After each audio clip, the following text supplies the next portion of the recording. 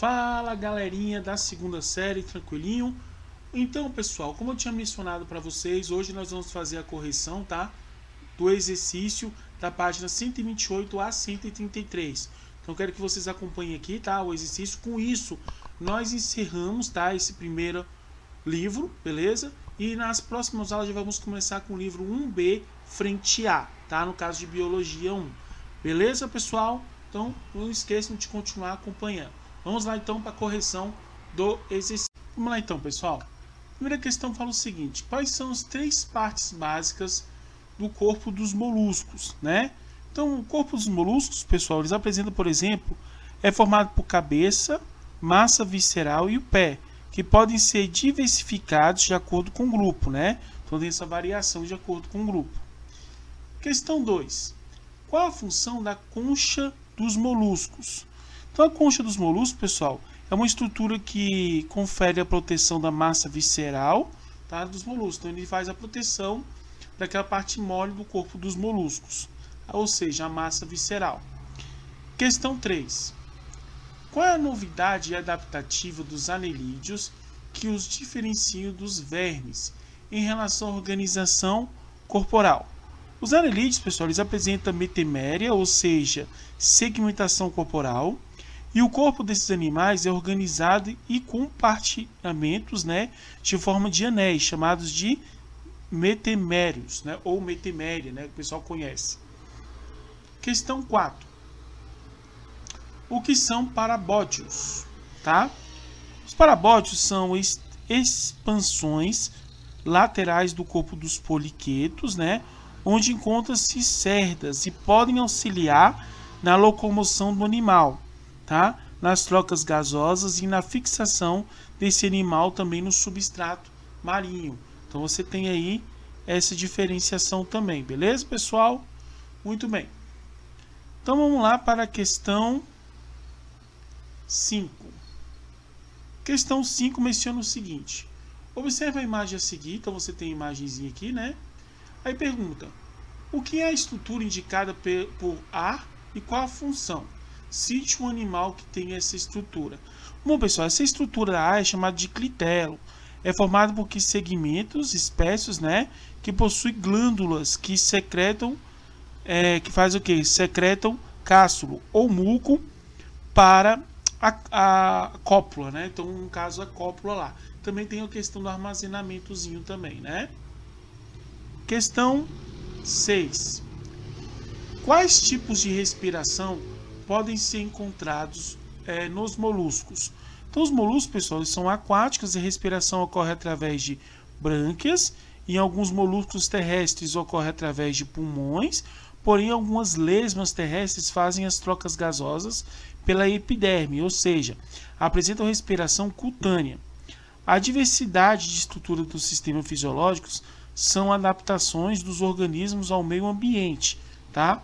Nos gastrópodes, os demais moluscos, a circulação é aberta e hemolifia, né? Penetra na cavidade chamada de hemocete. Já nos cefalopódios, a circulação é fechada. Beleza? Então você tem essa diferenciação aí. Tranquilinho, pessoal? Questão 7. Na questão 7, menciona o seguinte, pessoal. O que difere um gastrópode de um cefalopódio em relação, tá, à circulação? Na verdade, a questão 7 a gente até mencionou, né? Tinha mencionado, por exemplo, os gastrópodes e demais moluscos, né? A circulação é aberta e hermafrodita, né? Penetra na cavidade chamada de hemocele. Já nos cefalopódios, a circulação é fechada e o sangue circula apenas dentro dos seus vasos sanguíneos. Então, essa é a diferença entre os dois. Tranquilinho? Questão 8.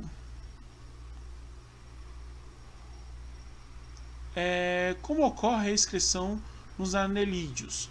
E qual é o principal produto nitrogenado das minhocas? A excreção dos anelídeos, pessoal, ocorre através de metanefídeos, né? E a eliminação pelos netanesporos, né? Os poros secretores, palavrinha difícil, apresentam no que? Nos segmentos corporais. A amniota podem excretar amônia ou ureia, tá? Dependendo da espécie. Questão 9. O que são ctenídeos, tá? Então, os ctenídeos são o quê? São estruturas branquiais responsáveis pelas trocas gasosas na maioria dos moluscos. Então, nesse sentido aqui, né, pessoal? 10.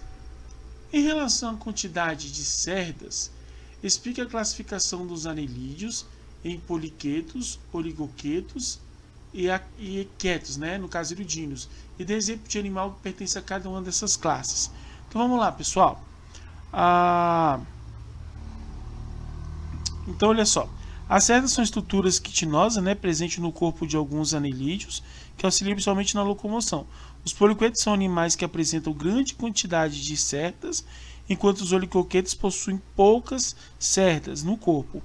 E os equetos possuem estruturas exemplos. Os poliquetos são os neres, os oligoquetos são as minhocas, e no caso dos iridíneos são os sanguessugas. Belezinha? Muito bem. Então aqui, pessoal, na 11 fala o seguinte, na Unicamp de São Paulo. Organismos vivos são classificados em grupos taxonômicos, que devem preferencialmente refletir as relações de parentesco evolutivo entre as espécies. A tabela apresentada abaixo contém as características presentes em anelídeos, plateumintos e moluscos. Preenche corretamente todos os espaços em branco na tabela referente às características listadas primeira na coluna, de acordo com as opções indicadas em segunda coluna. Atenção, as duas colunas denominam-se X e Y e apresentam moluscos e outros representantes dos plateumintos, tá? Então vamos lá, pessoal. Nesse caso aí, certo? Vamos compreender então essa diferença aí na tabela, né? Então olha só, primeiramente, nós temos aqui então as características, né, celoma, né, tudo mais, beleza? Então, olha só, aqui, nesse caso, você vai apresentar, certo? Opção, os acelomados, pseudocelomados ou celomados, tá? Então, você apresenta essa diferença aí, beleza? Então, nesse caso aqui, ó, eu vou ter o que nesse grupinho aqui, no caso dos anelídeos, que envolve o X, né? Nós são todos o que? Celomados, ou seja, então aqui nós temos os celomados, beleza? Então os anelídeos são celomados. Mais um aqui em branco, tá? Que é questão da simetria. Simetria é bilateral. Muito bem. Aqui no xizinho, né, que a gente envolve, né, sistema circulatório, você vai ter o que? Nesse caso, presente, né? Então você tem a presente aqui nesse grupo. Tranquilo? Muito bem. Já do ladinho aqui, certo? O sistema digestório, né? O sistema digestório que eu vou encontrar nos anelídeos, né? Então, o sistema digestório que eu vou encontrar é completo, tá? Então, ele é completo aqui. Mas aqui em cima é ausente, tá? Então, a questão do sistema circulatório é ausente, beleza? Mas aqui embaixo, tá? Nos anelídeos, lá embaixozinho, né? Nos anelídeos nós temos que no caso, presente. E aqui o que envolve o que? Grupo das minhocas, beleza? Do ladinho nós temos aqui no X, que são os caramujos, beleza? Aqui em cima nós temos o que? As planárias. E subindo aqui mais, né? Pulando aqui, nós temos o que? Definido, beleza? Então, no caso, é definido. Certinho, pessoal? Então, espero que vocês tenham pegado aí. Vamos lá. B. Um dos critérios, na B fala o seguinte. Um dos critérios para a construção de diagrama abaixo é o número de características, né, pessoal? Então, a questão do número de características. Compartilhada entre o que? Entre os grupos taxonômicos. Preenche os retângulos em branco do diagrama com o nome de um dos grupos de moluscos ou plateumintos, utilizando a linha em branco para explicar o que apresenta esse tipo de diagrama, né? Então, por exemplo, pessoal, o primeiro I que nós temos do lado aqui é na verdade o que? Os plateumintos. E aqui do lado nós temos quem? Os moluscos. Esse diagrama representa o que? No caso, o cladograma, né? Que mostra possíveis relações de parentesco entre o grupo desses dois animais. Beleza? Muito bem. Então, continuando. 12. Um biólogo encontra numa nova espécie de animal um aspecto de vermiforme, né? Principais ficam em dúvida se está representado no filo Annelida ou Nematoda. Para decidir entre duas opções, você recomendaria que ele examinasse a presença de quê, pessoal? Então, a presença de segmentação corporal, para poder ser diferenciação desses animais, né? Então, veio a questão da segmentação corporal, que é o que diferencia eles. Beleza? Vamos pular aqui a leitura extra, que não vai dar muito tempo, né? Mas vamos lá. Consolidando os saberes, né? Então aqui nós temos, com base nas características do animal indicado, no último quadrinho, foi feita uma associação entre ele e um anel, em um pedido biológico de casamento. Qual filo esse animal pertence e qual característica possui essa identificação de associação, né? No caso desse animal, né, pessoal? Então, primeiramente, galerinha, nesse caso aí, o animal pertence ao filo que? Dos anelídeos, né? Então, ele possui o que? O filo anelídeo, né? E é possível identificá-lo por quê? Porque formado com aspecto verminose, né? Que apresenta segmentos. Tranquilinho? Muito bem.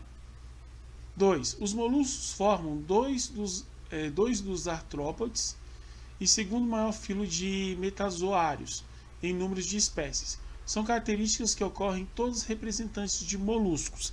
Então, que características apresenta aí, pessoal? Característica de densidade, simetria bilateral, mesoderme na fase embrionária.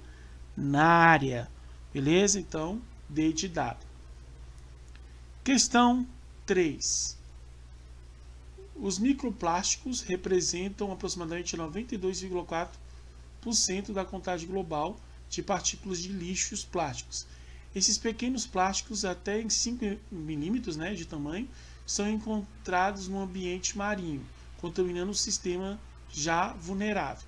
Os mexilhões estão entre os invertebrados marinhos diretamente afetados pela presença de partículas dos microplásticos nas águas, uma vez que para se alimentar, pessoal, os mexilhões eles usam o que? Então, no caso, para se alimentar nesse grupo, né? Então, alternativa densidade. Filtram partículas de alimento na água circularmente, né? Então, ele faz essa filtragem. Muito bem. Questão 4. Nos quadrinhos a seguir, o personagem Garfield questiona a relevância do animal representado à direita. Então, você tem um animalzinho aí, né? Um minhoca, na verdade. E aí, assinale a alternativa que descreve corretamente o aspecto zoológico e ecológico referente a este animal. Então, no caso, pessoal, qual seria os aspectos referente a este animal? Então, alternativa A, tá? As minhocas são invertebrados do filo de anelídeos, possuem o corpo celomado e segmentação converte detritos, né, ingeridos de material orgânico de melhor arejamento do solo. Beleza? Muito bem. 5. Esponjas e mexilhões podem ser considerados bioindicadores, uma vez que a análise dos seus tecidos revela a concentração de poluentes na água. Isso ocorre por meio aquático. Esses animais são caracterizados em sua maioria como? Então, no caso, pessoal, eles são o quê? Eles são filtradores, né? Então, são filtradores. Alternativa A. Questão 6. O filo molusco é o segundo maior reino animal em número de espécies. E correto afirmar que os moluscos da classe Gastrópodes, né? Então, quem é dos grupos da classe Gastrópodes? Alternativa D de dado, né, pessoal? Possui pé desenvolvido a rádula, beleza? Que é que eles raspam lá a questão do seu alimento. Questão 7, você tem aí, na verdade, uma ostra, né? A que classe dos moluscos pertence ao animal desenhado? Cite a estrutura responsável pela eliminação de secretas encontradas desse animal. Né, pessoal? Então, o animal pertence à classe dos bivalves, tá? E no caso, a excreção dos moluscos ocorre através do que? De metamorfídeos, né? E os resíduos são eliminados pelo que? Pelos netelboros, que são abertas e presentes no corpo do animal, beleza? B. Baseados em sua fisiologia, explique por que esse animal pode ser considerado um bioindicador de poluição da água. Então, pessoal, os bivalves são animais filtradores, ou seja, obtêm o seu alimento filtrando as partículas de água. Então, por esse motivo, ele é um bom bioindicador, né? Questão 8. Como ocorre a formação da pérola nas ostras? E qual a classe dos moluscos as ostras pertencem? Né, pessoal? Então, quando algumas partículas estranhas entram, né, ela no caso acaba envolvendo, né, um manto da concha sobre ela, formando o que? Desse manto começa a secretar, e nesse caso cria o que? Cria esse material isolado que depois ela descarta. Muito bem. A que classe pertence, pessoal? Né? Já mencionamos então, né? Desculpa. Questão 9.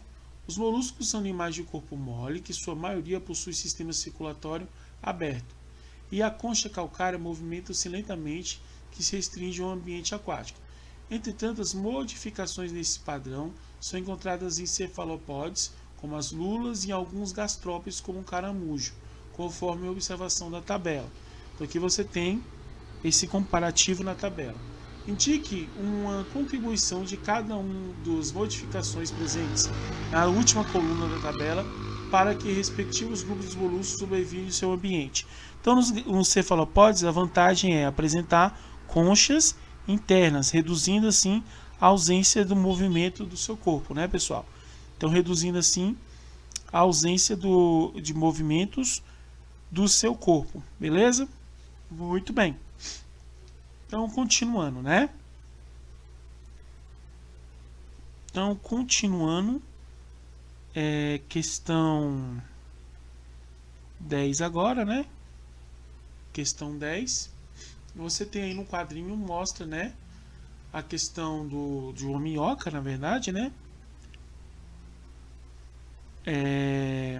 De uma minhoca. Então, aqui ele tem uma explicação, fala o seguinte: explica a importância de alguns anelídeos para a fertilidade do solo. Porque no caso dos anelídeos, pessoal, eles são o quê? Eles são filtradores do solo. Então, eles se alimentam, né, de substâncias do solo, então mantém, né, essa indicação ideal para o solo, beleza? Muito bem. Questão 11, então, pessoal.